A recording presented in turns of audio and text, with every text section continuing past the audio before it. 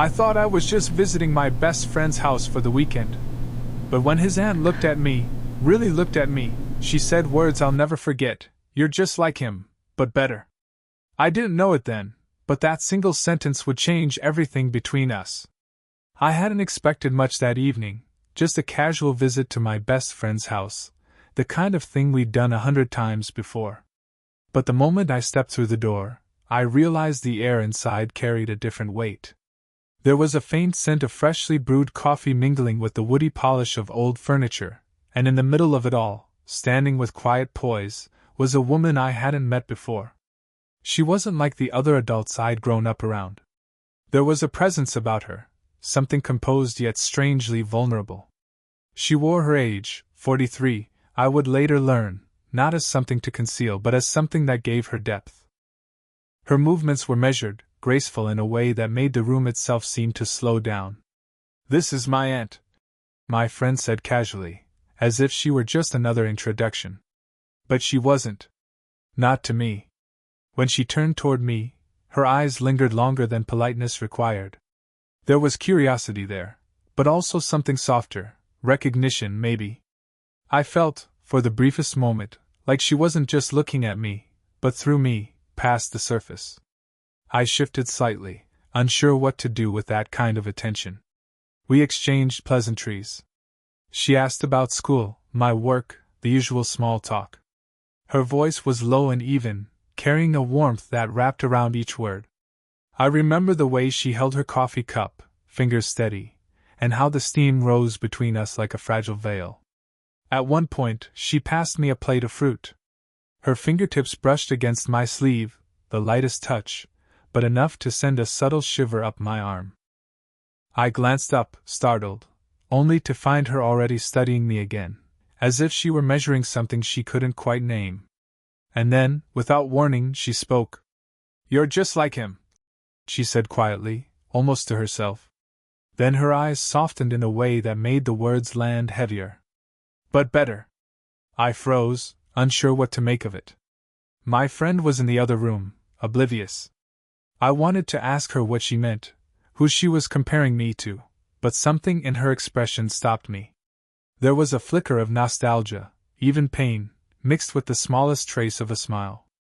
The moment passed quickly, swept away by laughter from the kitchen, but her words stayed with me. They pressed themselves into the quiet corners of my mind, echoing louder than they should have. As the evening went on, I caught myself watching her the way she had watched me. The curve of her smile when she thought no one was paying attention. The way her gaze sometimes drifted far away, as if chasing memories she couldn't hold onto anymore. By the time I left that night, I knew one thing for certain: this wasn't just another meeting. Her words, "You're just like him, but better," had carved themselves into me. I didn't know yet what they meant, but I knew I'd spend a long time trying to understand. Her words followed me long after I left the house that night. "You're just like him, but better." They played over and over in my mind, circling, reshaping themselves depending on how I remembered her tone. Sometimes it sounded like a compliment, sometimes like a confession, and other times like grief disguised as a smile. I didn't even know who him was at first. That uncertainty gnawed at me, but it also made me more attentive. The next time I visited, I pieced together the answer. She had been talking about her brother, my friend's father, a man she had loved deeply and lost too soon. Suddenly, the weight in her eyes that night made sense. I wasn't just some kid who reminded her of someone. I had stirred up something she hadn't expected to feel. Still, knowing didn't quiet the way her words sat inside me. They weren't casual. They weren't the kind of thing you said and forgot. And I couldn't help noticing that when we crossed paths again, her gaze carried that same searching quality, as though she was comparing me not to her past, but to her present. It happened in the kitchen one afternoon. Everyone else was scattered around the house, distracted, and I found her alone, stirring honey into a cup of tea. She didn't look up at first, just spoke softly, as though she had been expecting me. "You take your tea plain, don't you?" The detail startled me. I hadn't remembered mentioning it. But she had noticed. She poured the cup, slid it across the counter, and when I reached to take it, our fingers brushed. It wasn't an accident this time. It was too deliberate, too slow to be dismissed. A gentle static passed between us, so faint it might have been imagined, yet my chest tightened all the same. We stood there in a silence that was not awkward but alive, like the quiet between two notes of music. I sipped my tea just to have something to do with my hands. She watched me with a small smile, as if the act itself told her more about me than words could. "Do you ever feel," she asked suddenly, "like people only see a part of you, but never the whole?" The question felt heavier than casual talk. I answered honestly, "All the time." Her eyes flickered with something I couldn't name, and for a moment, it felt as though she had been waiting for that answer. The evening light slanted through the curtains, painting her profile in gold. She looked almost timeless in that glow, elegant, composed, but carrying a sadness that made her beauty more fragile, more human. I don't remember much else from that conversation. I only remember the silence between us stretching longer than it should have, and the way I felt reluctant to leave when my friend called from the other room. Her words from that first night still echoed in me, but now they carried a new weight. She hadn't just seen someone else in me. She had seen me. And I wasn't sure what to do with that realization. The strange thing about closeness is how quietly it sneaks up on you. One moment, she was simply my friend's aunt, someone I'd met by chance. The next, I realized I was seeking her out without meaning to, finding excuses to linger in the same room, to catch even a fragment of her attention. It started with small moments. I'd step out onto the porch for some air and find her already there, leaning against the railing with a book in her hands. She'd look up, startled at first, then amused. "You again?" she'd tease softly, as though I were intruding on a secret ritual. But she never asked me to leave. One evening, the house was busy with voices and clinking plates, the kind of family noise that swells and fades like a tide. I slipped out to the porch swing, craving a pocket of quiet. A minute later she appeared, holding her own glass of water, and without asking, settled beside me. The swing creaked gently as our weight balanced. "Do you ever think about where you'll be in 10 years?" she asked suddenly. The question caught me off guard. I searched for an answer, then admitted the truth. "Honestly? I'm scared I'll waste these years. That I'll look back and realize I never did anything that mattered." She nodded slowly, her gaze fixed on the darkening horizon. "I used to feel that way," she murmured. "But now—" She trailed off, then sighed. "Now I worry I've already missed it. That the best years came and went while I was too busy taking care of everyone else." Her honesty disarmed me. It wasn't the kind of thing you expected someone like her to confess. Elegant, self-assured, the kind of woman who seemed above insecurities. Yet here she was, voicing the same fear I carried, only from the other side of time. I turned to look at her, and for a moment, the lines near her eyes seemed softer, her expression younger. "I don't think you've missed it," I said carefully. "I think maybe you just haven't been seen properly." Her head tilted slightly, as though the words touched something fragile inside her. A small, almost involuntary laugh escaped her, not mocking but grateful. She glanced at me then, her eyes holding mine longer than they should have, and something shifted in the air between us. The swing rocked gently. Our shoulders brushed once, lightly, and neither of us moved away. She reached out absent-mindedly, her fingertips brushing my knee as she emphasized a point in her story. The touch lingered just a second too long, but it was enough to anchor me, a grounding, human connection that felt both simple and impossible. I don't remember how long we sat there, talking about everything and nothing. All I remember is the sound of her laughter carried into the night air, and the quiet certainty that I wanted to keep being the one who made her laugh that way. It was bound to happen, the moment when the closeness we'd been building pressed too far against the invisible lines between us. It was late, the kind of evening where rain tapped gently against the windows, soft enough to be comforting but steady enough to fill the silences. The house was quieter than usual. Most of the family had gone to bed. I was sprawled on the couch in the dimly lit living room, scrolling absently through my phone, when she walked in. She didn't seem surprised to find me there. She carried a blanket draped over one arm, as though she'd been planning to settle in two. She sat at the other end of the couch, leaving space between us, but even that small distance felt charged.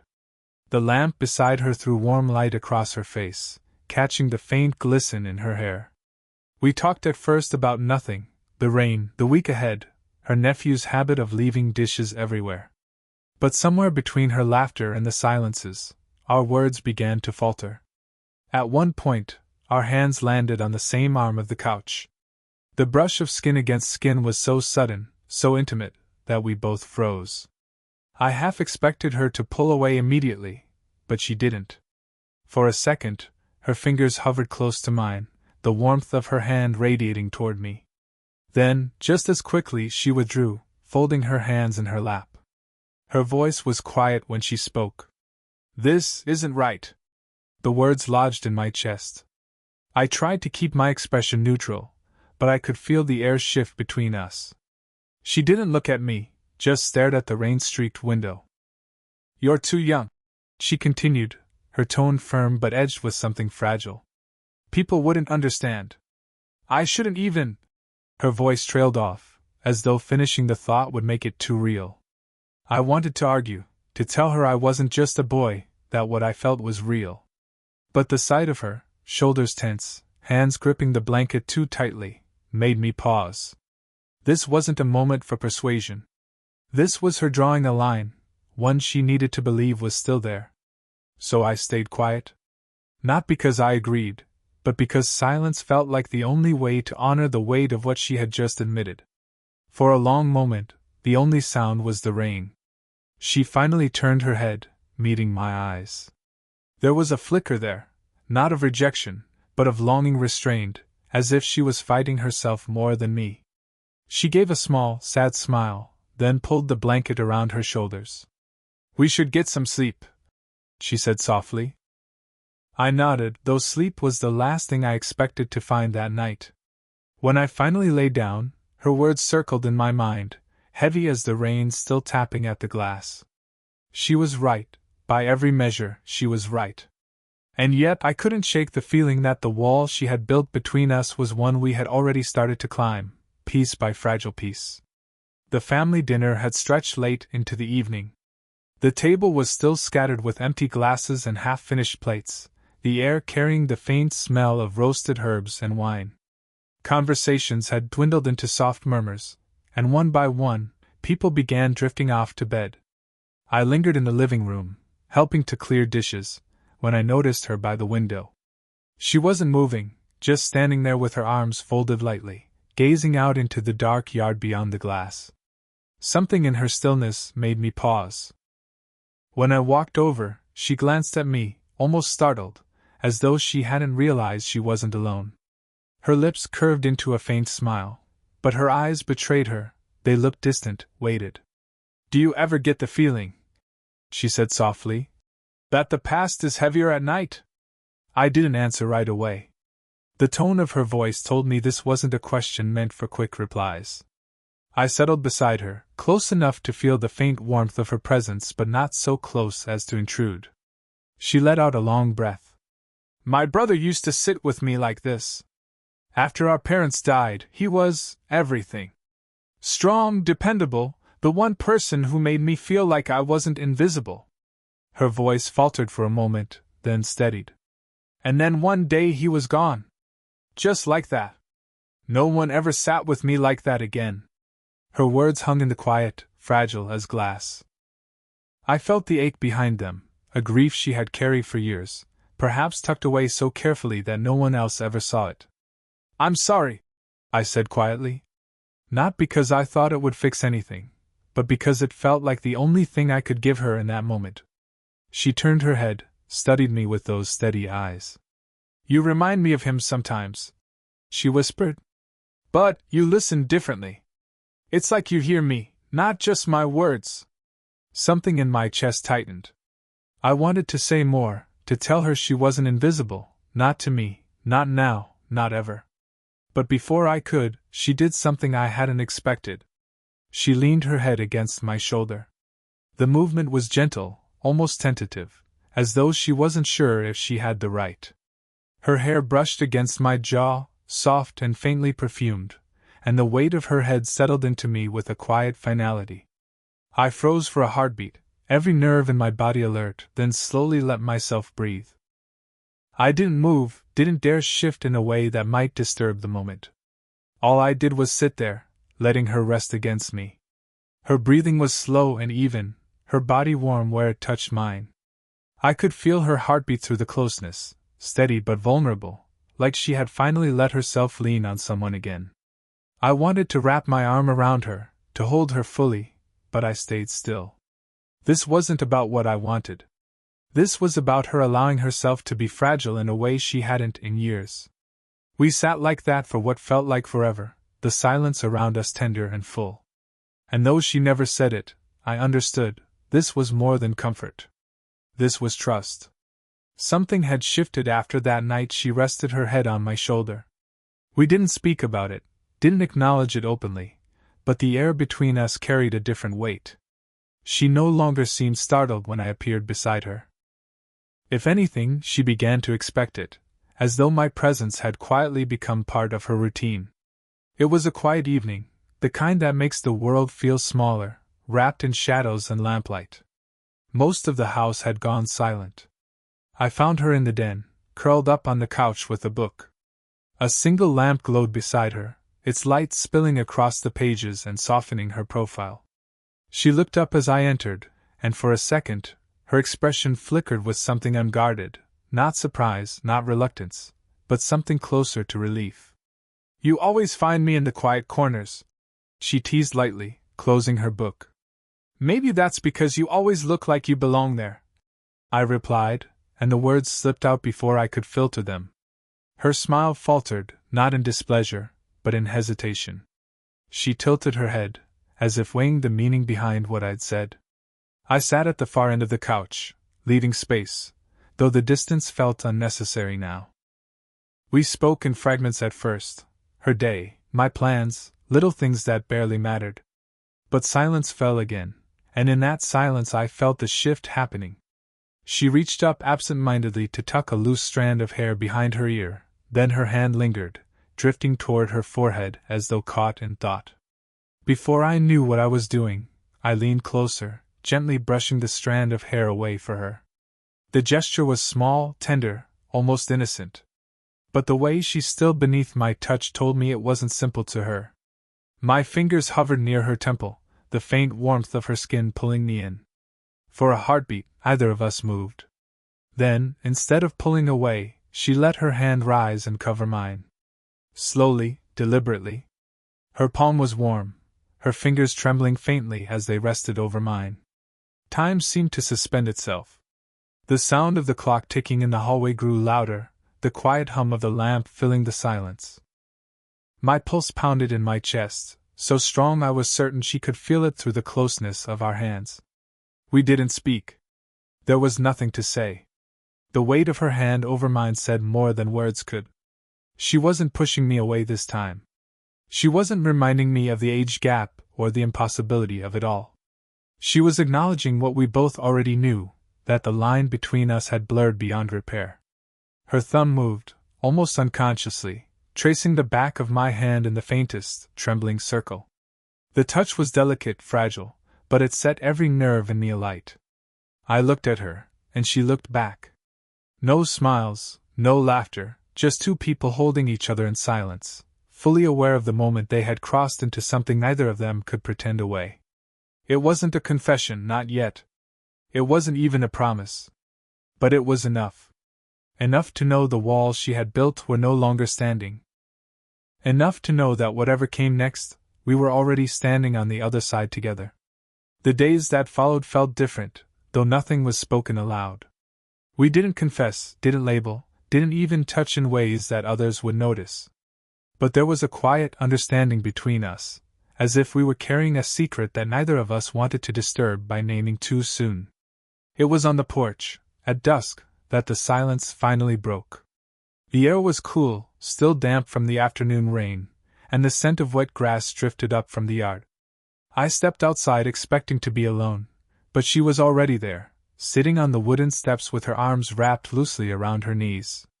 She glanced back when she heard me, and for the first time in a while, she didn't tease or smile. She just let me sit beside her, the two of us staring out at the horizon where the last threads of sunlight were slipping away. For a while neither of us spoke. The evening cicadas hummed, and the boards creaked softly beneath our weight. I was content just to be there, but I could sense something heavier in the way she sat, as though she'd been holding words too long, and they were beginning to spill. When she finally spoke, her voice was low, barely above the rhythm of the night. "I haven't felt like this in years." I turned my head, but she kept her gaze fixed on the darkening sky. "Like what?" I asked gently. "Alive," she whispered. The word hung there, raw and unguarded, carried on the cool air between us. My chest tightened. I wanted to reach for her hand immediately, to anchor her in that admission, but I waited. She deserved the space to say what she needed.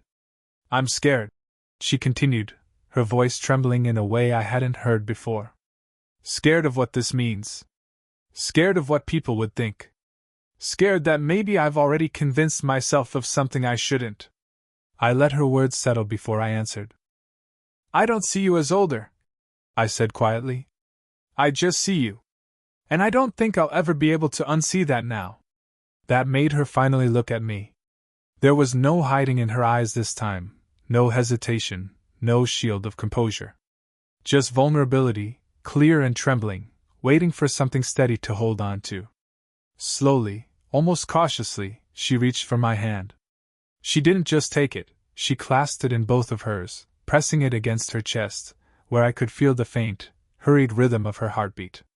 Her hands were warm, trembling slightly, but they didn't let go. We sat like that, hands bound, hearts exposed, watching the night settle around us. There was no kiss, no dramatic promise. Just the quiet certainty that whatever we were stepping into it together. And somehow, that was enough. When I left later that evening, the scent of rain-soaked earth still clinging to the air, I carried her words with me. Not the fears, not the hesitations, but that single admission. "I haven't felt like this in years." Because the truth was, neither had I.